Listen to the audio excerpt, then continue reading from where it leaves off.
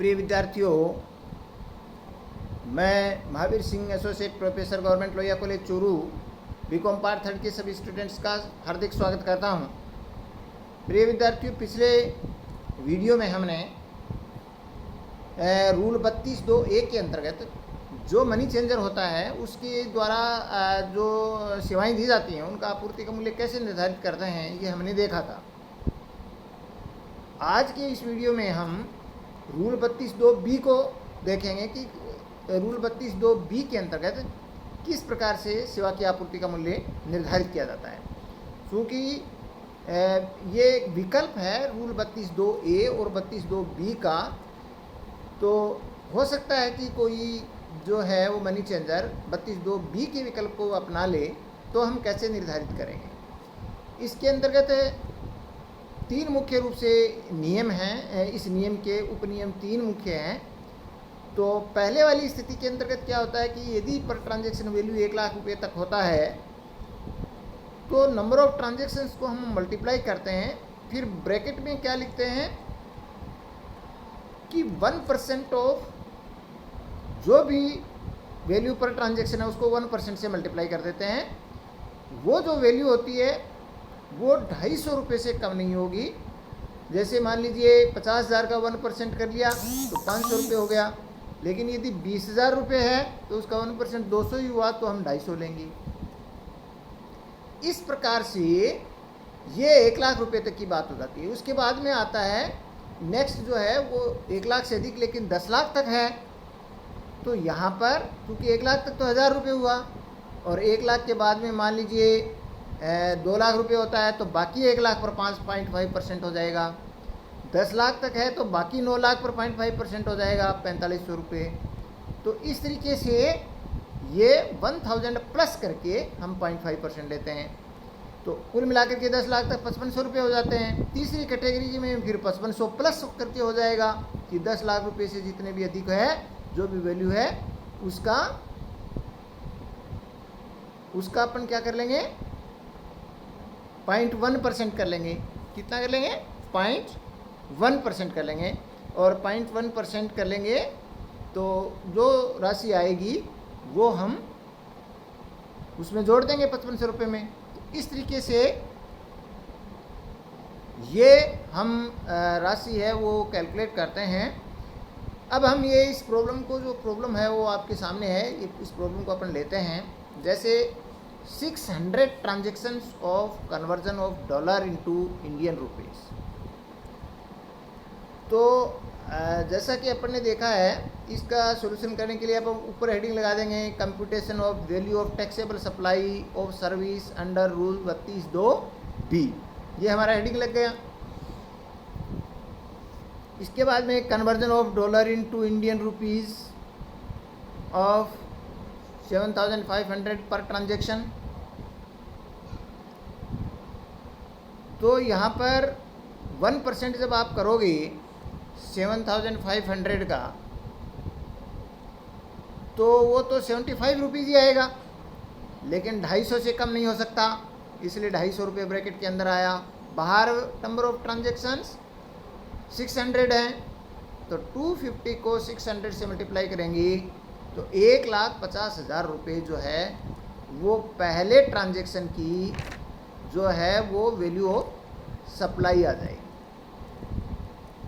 दूसरी जो ट्रांजेक्शन लेते हैं हम 200 transactions of conversion of dollar into Indian rupees. तो ये conversion of dollar into Indian rupees second हमारा हेडिंग हो जाएगा, सेकंड पॉइंट का। इसमें 200 ट्रांजेक्शन है तो 200 इंटू, ये पर ट्रांजेक्शन 30,000 है तो वही 1% ऑफ 30,000 ले लेंगे तो 300 रुपये हो जाएगा। अब 300 को 200 से मल्टीप्लाई कर देंगे तो ये राशि आ जाएगी कितने रुपये 60,000 रुपये। ये 60,000 ये आगे थोड़ा मीठा सा लग रहा है, इसको आप 60,000 ले लेना। तो ये 60,000 दूसरे जो पॉइंट है उसके अंतर्गत इसकी वैल्यू ऑफ सप्लाई आएगी। इसके बाद में अपन आते हैं पॉइंट नंबर 3 पर। 100 transaction of conversion of dollar into Indian rupees of ₹4 lakh per transaction. अब यहाँ आप देखिए 4 लाख पर ट्रांजेक्शन वैल्यू जो है वो 1 लाख को क्रॉस कर गई लिमिट को, इसलिए पहले वाली जो बात है उसकी बजाय हम सेकंड पॉइंट को लेंगे। सेकंड पॉइंट में क्या था कि यदि वैल्यू 1 लाख रुपए से अधिक होती है तो 1000 प्लस रिमेनिंग जो पर ट्रांजेक्शन वैल्यू है उसका 0.5% लेते हैं। तो ब्रैकेट के अंदर वाली जो चीज़ है वो क्या हो जाएगी, 1000 प्लस 1% की बजाय 0.5% ऑफ 3 लाख। तो 0.5% ऑफ 3 लाख लेंगे तो वो आएगा 1500 रुपये, और 1000 रुपये वो पहले वाला था। तो ऐसे करके 2500 रुपये ये ब्रैकेट के अंदर वाली चीज़ आएगी, और बाहर अपन लिख देंगे 100 ट्रांजेक्शन है तो नंबर ऑफ ट्रांजेक्शन 100 से इसको मल्टीप्लाई कर देंगे। तो 2500 को 100 से मल्टीप्लाई करेंगे तो वैल्यू आएगी 2,50,000 रुपये।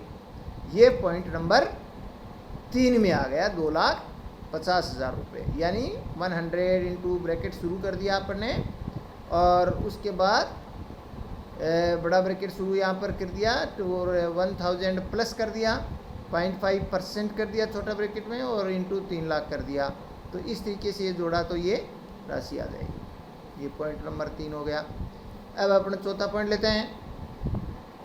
पर ट्रांजेक्शन वैल्यू 5 लाख रुपए है तो ये भी 10 लाख तक की लिमिट में है, इसलिए सेकंड पॉइंट भी अपन, सेकंड जो रूल का भाग है इसका वो ही अपन लेंगे। तो अंदर अपन क्या लिखेंगे, 1000 प्लस 0.5% ऑफ 4 लाख। तो 0.5% ऑफ 4 लाख लेंगे तो वो कितना हो जाएगा, 2000 रुपये हो जाएगा। 1000 प्लस 2000 करेंगे तो 3000 हो जाएगा, और 3000 को 80 से मल्टीप्लाई करेंगे तो 2,40,000 रुपये आएगा। ये 2,40,000 रुपये, ठीक है, ये 2,40,000 रुपये आ जाएगा। इसके बाद में देखिए नेक्स्ट अपन लेते हैं अगला point, point number 5, 20 transactions of conversion of dollar into Indian rupees 400 lakh per transaction. तो यहाँ पर 400 लाख पर ट्रांजेक्शन की जो वैल्यू है वो ये कहती है कि आपकी ये जो लिमिट थी वो 10 लाख रुपए से अधिक चली गई। 10 लाख रुपए से अधिक, तो तीसरे पॉइंट में आ गए हम, यानी जब पर ट्रांजेक्शन वैल्यू 10 लाख रुपए से अधिक होती है तो हम क्या करते हैं, ब्रैकेट के अंदर हम लिखते हैं 5500 plus 0.1% of more than 10 lakh. 0.5% की बजाय 0.1% ऑफ मोर देन 10 लाख। अब इसके अंदर ब्रैकेट में हो जाएगा 5500 प्लस 0.1% ऑफ 390 लाख।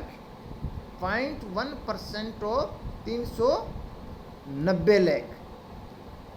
तो 0.1% ऑफ 390 लाख रुपए जब आप करोगे तो वो आ जाएगा कितने,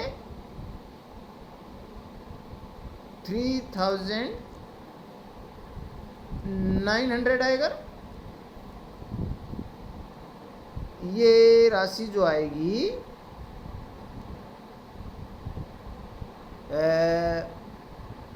कितने रुपए थे ये, हाँ, ये 0.1% ऑफ 390 जब हम करेंगे तो ये, हाँ, 0.1% इसका 39,000 बनेगा, सॉरी 3,900 नहीं, 0.1% ऑफ 390 लाख करेंगे तो वो आएगा 39,000। 39,000 को हम 5,500 में मिला देंगे तो ये 44,500 रुपये बनेंगे, और 44,500 को आप 20 से मल्टीप्लाई कर देंगे तो जो अमाउंट आएगी वो 8,90,000 रुपये आएगी। 8,90,000 रुपये आएगी। तो ये जो है वो आपके पाँचवें इस ट्रांजैक्शन की वैल्यू हमने ये 8,90,000 रुपये देख ली। इसके बाद में अपन आते हैं छठे ट्रांजैक्शन। इसमें कहता है 40 ट्रांजेक्शन्स हैं और वो लिमिट इसकी 200 लाख ही है, तो मोर देन 10 लाख है, तो वही ब्रैकेट के अंदर आपको लिखना है 5500 प्लस 0.1% ऑफ 200 लाख, तो 0.1% ऑफ 200 लाख 20,000 रुपये हो जाएगा। 20,000 में आप जोड़ देंगे 5500 रुपये, तो 25,500 रुपये आएगा। सॉरी, एक मिनट, ये जो हाँ पूरा नहीं, पूरा अपन कितना जोड़ेंगे 10 लाख से अधिक, तो 190 लाख हुआ, तो 190 लाख का 0.1% आता है 19,000 रुपये।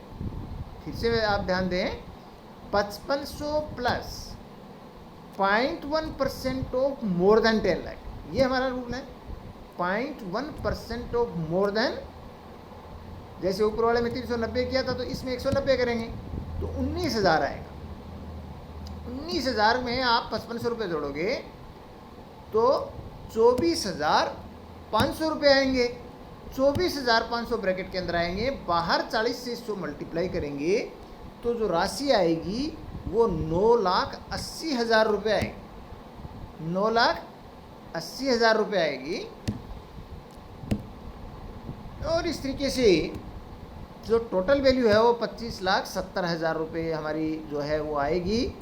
ये जो टोटल वैल्यू है ये आपको इसके अंदर ये एक इसमें जो है आपकी स्क्रिप्ट में इसमें कट गया है नीचे से, लेकिन इसको मैं आपको बोल के बता देता हूँ कि छठे वाले ट्रांजैक्शन में आपने क्या किया, बाहर 40 आपने मल्टीप्लिकेशन में लिख दिया, नंबर ऑफ ट्रांजैक्शंस में आपने 40 लिख दिया, ब्रैकेट के भीतर आपने क्या लिखा 5500 प्लस 0.1% ऑफ 190 लाख, तो वो वैल्यू आ जाएगी 40 इंटू 24,500 और इसको मल्टीप्लाई करेंगे तो 9,80,000 रुपये आगे आएगा।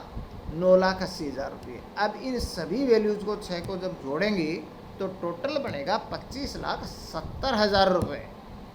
25,70,000 रुपये वैल्यू ऑफ टैक्सेबल सप्लाई बनी, और इसको हम 18% की टैक्स रेट से मल्टीप्लाई करेंगे तो टैक्स पेबल जो है वो 4,62,600 रुपये आएगा। ये आपको मैं बोल रहा हूँ, ये नीचे से इसमें कट गया है स्क्रिप्ट में, लेकिन आप इसको करेक्ट कर लें कि ये 4,62,600 रुपये जो है वो टैक्स पेबल आ जाएगा जब वैल्यू ऑफ सप्लाई जो थी वो 25,70,000 टोटल बनती है। क्योंकि ये टोटल मिला करके ये जो फिगर हैं वो आपको ऐसे लेनी है, ये 1,50,000 रुपये, इसके बाद में 6,000 रुपये, फिर 2,50,000 रुपये, 2,40,000 रुपये, 8,90,000 रुपये और 9,80,000 रुपये। इन सब का टोटल 25,70,000 आएगा। 18% से मल्टीप्लाई करने पर 4,62,600 टैक्स पेएबल आ जाएगा। तो ये आप जो है फंडामेंटल रूल हैं वो 3 हैं, मैंने आपको ध्यान रखने के लिए बताया था। ये रूल आपको ध्यान में रखने हैं, उसके बाद में कोई प्रॉब्लम वाली बात नहीं होगी। ये इसके अंदर जो है वो इम्पोर्टेंट बात ये है कि जो राशि जब अपन लेते हैं तो जैसे तीसरे रूल में आपने कहा कि भाई 10 लाख रुपए से जब अधिक होता है तो हम क्या करते हैं 0.1% लेते हैं मोर देन 10 लाख और 5500 रुपये उसमें जोड़ देते हैं। लेकिन इसमें एक मैक्सिमम लिमिट निर्धारित की गई है। जैसे शुरुआत में आपने मिनिमम लिमिट 250 निर्धारित की, तो मैक्सिमम लिमिट भी यहाँ पर थर्ड वाला जो पॉइंट है उसके अंदर है, वो 60,000 रुपये की मैक्सिमम लिमिट होती है। यानी 60,000 रुपये से ज़्यादा की उसकी वैल्यू नहीं हो सकती ब्रैकेट के भीतर वाले। तो ये सब चीज़ें आपको इसमें ध्यान रखनी है तीनों पॉइंट्स के आधार पर। तो एक सिंपल सी बात है जिसको आप अच्छी तरह से इसमें हमने प्रैक्टिस के रूप में किया। रूल 32(2)B और रूल 32(2)A। 32(2)A के अंतर्गत आपको सब में जो है वो RBI reference rate, money exchange rate, ये डॉलर पाउंड के एक्सचेंज रेट वगैरह मिलेंगे। लेकिन इसके अंदर जो है वो आपको ट्रांजैक्शन वैल्यू मिलेंगी। ये दोनों में फ़र्क है, इसके आधार पर आपको ये पता लग जाएगा। आज के लिए हम इतना ही लेते हैं। धन्यवाद।